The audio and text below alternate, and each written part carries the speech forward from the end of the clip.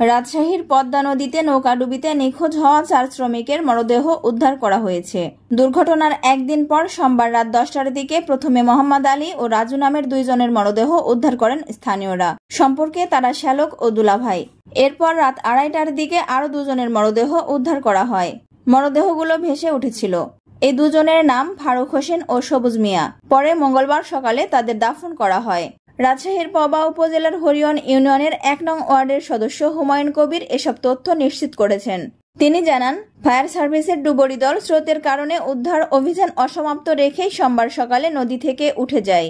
এরপর থেকে স্বজনেরা নৌকায় চড়ে নদীতে নজর রেখেছিলেন। রাতে ভারতীয় সীমান্ত সংলগ্ন ভারতীয় চরের অংশ থেকে এক এক করে ভাসমান অবস্থায় মরদেহ পাওয়া যায়।